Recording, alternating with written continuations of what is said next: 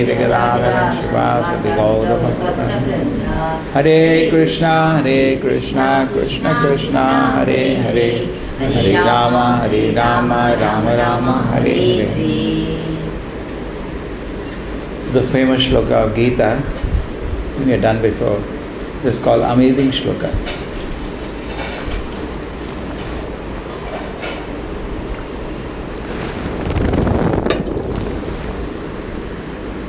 We have some instances of amazing. What is that?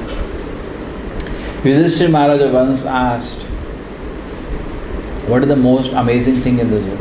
You know that? He said, Yaksha asked him this question. And he says, the amazing thing is that every moment we see death, but we think we will not die. This is the most amazing thing in this world. Particularly those who are doctors, every day we see death in the hospital, somebody dies, correct? Medical line we see more than normal man. We know it is hidden from us. But we know it is there. But we think somehow the way we are at least the way we are living, it shows we are thinking that I have no death. It's like suppose some student in the college is not at all bothered what will happen to me after he finishes his graduation. It is visible by his activities, correct? Not bothered, doesn't go to class, doesn't give exams. So same way, that is how the life is, and Yudhishthira Maharaj says it is the most amazing thing. True? Isn't it the most amazing thing? Nobody thinks about it. I'm going to die one day. I'll be no more there in this world. Another time it comes this word when gopis meet Krishna. Because Krishna never came back to Vrindavan and they met Krishna in Kurukshetra. Isn't it an amazing thing that you have forgotten all of us? It has two reasons actually. One thing is a vairagya. Krishna is the most detached person, and other higher, deeper meanings are there. So here the shloka is also amazing in the sense it also continues in the same way. Asharyavat, he becomes surprised. Prahlad Maharaj used to be surprised how people can continue their life just running for sense gratification. He used to be so much drinking the pleasure of Krishna consciousness. He used to be surprised how people can ignore service to the Lord. Now anyway, this shloka is on a very basic level about the soul. He says, Krishna is telling Arjuna, some people look on the soul as amazing. Now Baldev Vidyabhushan, one of the Acharya predecessor, on his commentation on Gita he says, this Acharya can be put in so many places. Means, some amazing people look at the soul. Some people look at the soul as amazing. Some people amazingly look at the soul. That's the scholarship of Sanskrit we can do. Similarly, some people describe the soul as amazing. Some amazing people describe the soul. Some people amazingly describe the soul. We can do either way. And some hear them amazing. Some people amazingly hear about the Lord. And some amazing people hear about. We can go on this permutation. And some people are so crazy that even after they hear about the Lord, about the soul, they cannot understand about the soul. Actually, it is one of the, today morning also we were hearing, the greatest benefit that we get when we come in contact with Bhagavad Gita is that there is no maybe, might be.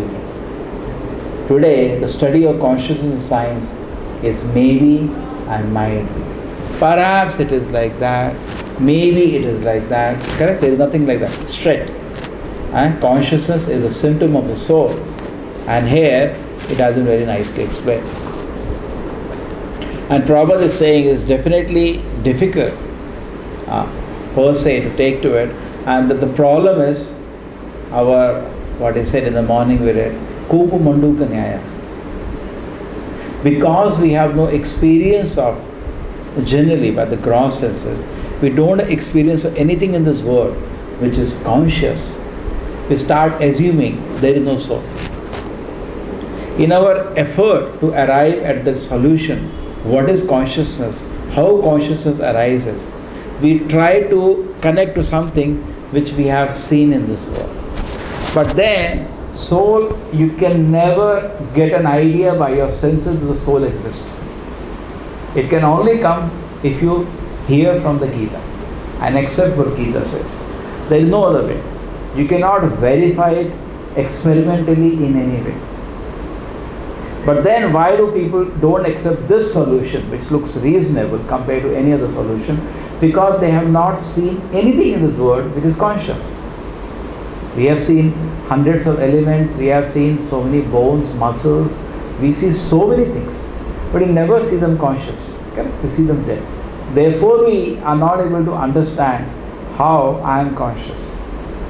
We are not able to understand because instead of taking this line that whatever I see in this world is dead, so conscious should come from something, a different element, we rather go other way around.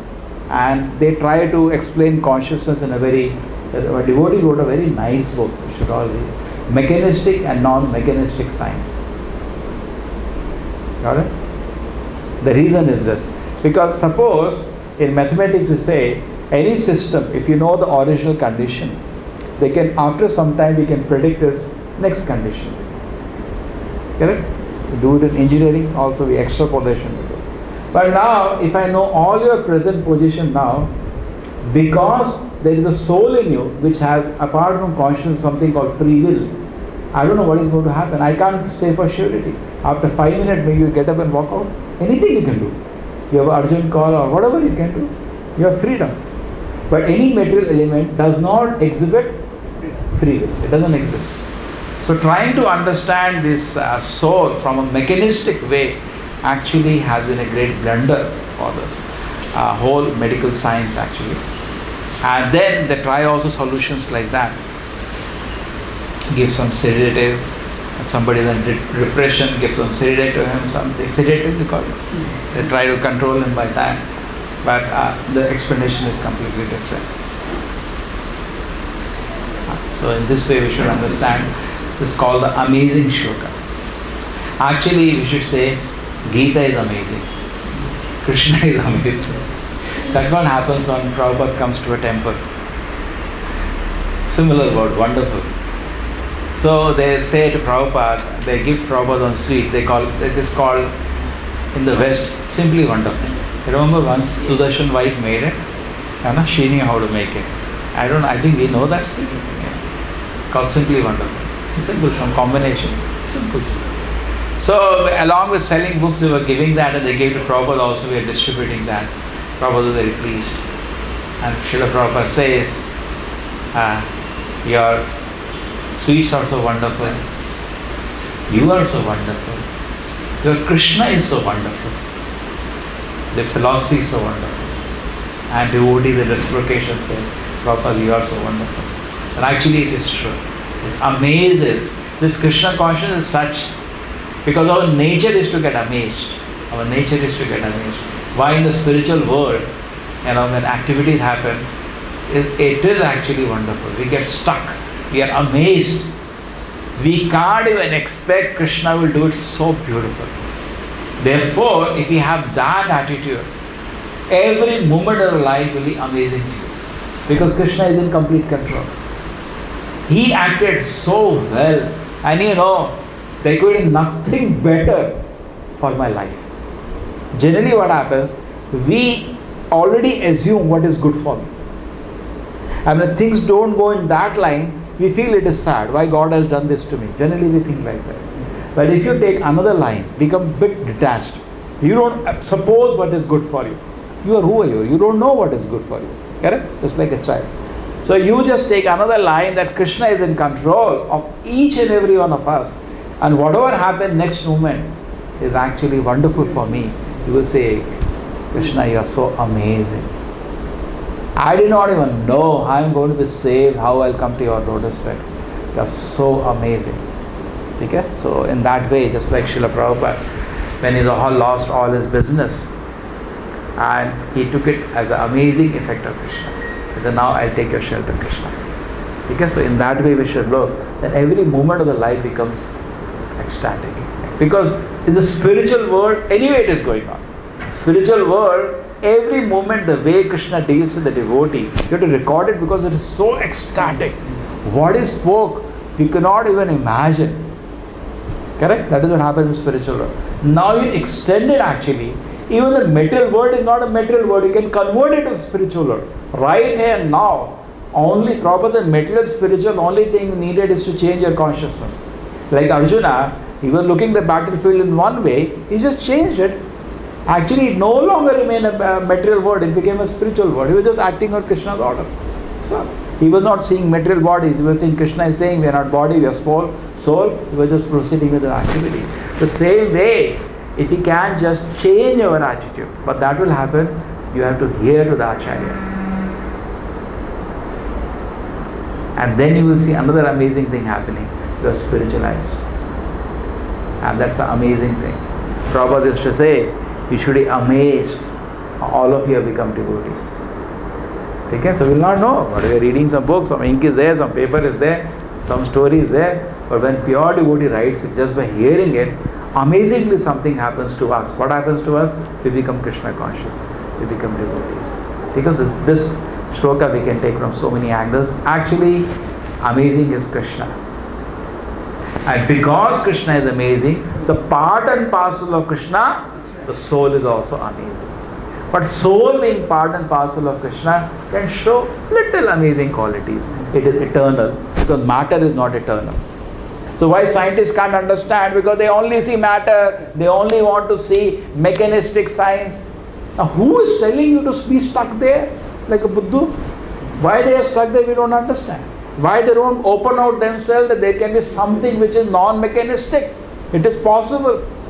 Correct? Just like they're opened out to one sense when they said there is something called antimatter. This is way in 1960 or maybe even that Prabhupada wrote the book Easy Journey to Other Planet. Immediately Prabhupada wrote a book expecting that the concept they can extend to understand the soul. At least they're coming out of block of matter, the matter. When this gave a conception, there is something called antimatter. Prabhupada writes a book Easy Journey. You see that he introduces soul as antimatter there, which actually doesn't have any material properties. So in that way, if we take, yes, we can understand this shloka. And finally, even Prabhupada time, if you see Prabhupada memories, there are some hundreds of videos. Every moment was amazing to the devotees. Every moment. When Prabhupada used to come to a temple and he is there in the temple, devotees will be all below waiting. And every line coming, they used to be amazed by his dedication to serve the Lord. They used to be amazed. A devotee starts seeing Acharya, great Acharyas also. Their life is actually amazing. The way they act, the way they behave, it's amazing.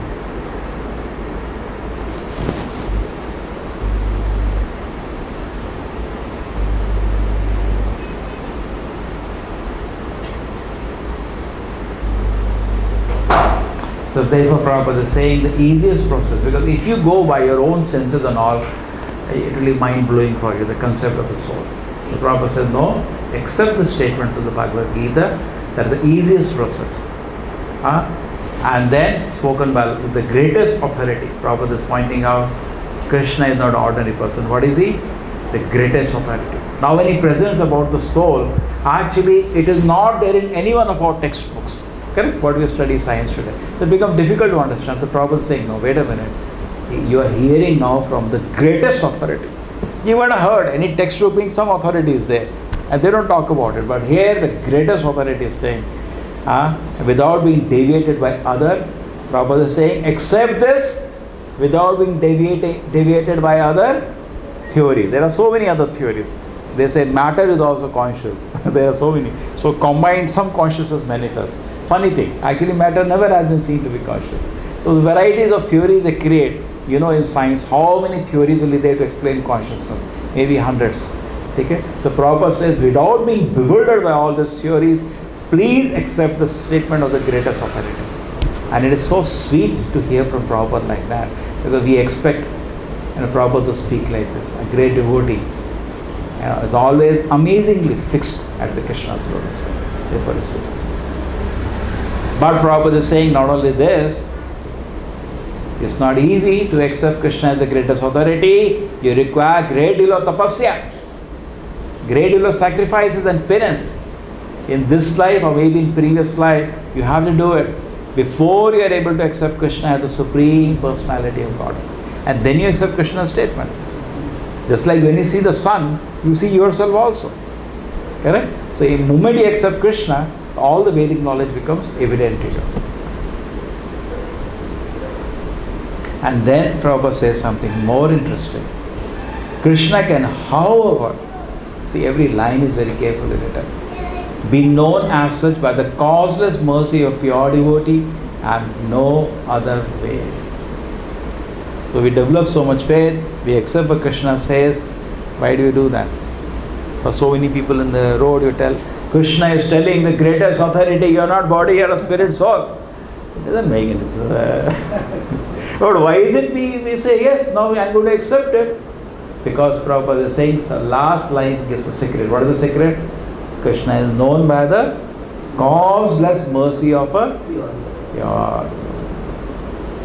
pure devotee means Uttamadhikari. There are three kinds of devotees, Kanishta, Madhyama, Uttama. Uttama means no theories, everything is pratyaksha for it, everything is realization. And that's the Uttama Bhakta. Uttama Bhakta is very rare to get. We are Kanishtas, and sometimes with Kanishta little philosophy, that also not proper. That is Madhyama. Madhyama means heart is purified and he understands the philosophy. We can speak big words. I was just seeing one video. The devotees are recounting Srila Prabhupada's visit to America. Prabhupada came to America when he was sick. He was very sick after the first visit. And then 6 months he went to India. He recovered himself in the hot sun of Vrindavan more than, the winter was quite unusual for him. And Prabhupada was more on Ayurvedic treatment, natural healing. He said, I just need a bright sunshine to get well. These medicines will not help me. And anyway, America was too cold for him. And he was very, God recouped himself in India and he was going back. So he landed in America. There was, you can see Leela many devotees tried to explain. 2 ecstatic kirtans. Devotees were so affectionately receiving him and they were crying. And they were uproarious kirtan. When he came back to again pick up the movement from where he had left at the airport. So in the airport itself they arranged to Srila Prabhupada one reception. That is, arrival lecture. So Prabhupada thanks the devotees for still continuing Krishna consciousness. And they're all beginners, ABCD. Therefore he looks at them. He's sitting on the asana and stares at them. Said, please believe me when I tell you, you're not this body. Prabhupada says, basic statement. But he knows on this foundation his whole Krishna conscious movement is standing. Correct? In fact, most of the time when Prabhupada had visitors coming to them, Prabhupada used to emphasize on this point again and again that you're not the body, you're a spirit soul. So when we go to preach to people also, the first thing we have to convince a person that he is not body, he is a spirit soul. Then spiritual life starts. Because once spirit is understood, spiritual starts. Correct? Most of the people, Bhagavad Gita means do your duty, be nice, be good, help other people. Where Krishna speaks all this in Gita? Krishna is speaking Bhagavad Gita. It's a spiritual book. For speaking such things, you don't require Gita, no? Just even I would have given advice to Arjuna. Be nice, be good. Rather, Krishna tells him something interesting. That you are not the body, you are a spirit soul. So this we should really apply. This should not remain like a theory. We should keep introspective. Krishna is saying, how do I understand this? Keep thinking. There are so many reasons you can convince yourself. Keep thinking and meditating, and your whole life, because it's not ordinary. What happens? Brahma Bhuta Prasannatma. Just by understanding that you're not the body, you're soul, you become joyful. Na shochati na. We don't lament for what we lost. We don't keep hankering. Correct? I want that car, I want that car. We don't keep hankering. And we don't lament something we lost. We don't lament. या 30 हो, चलो। श्रील प्रभुपाद की।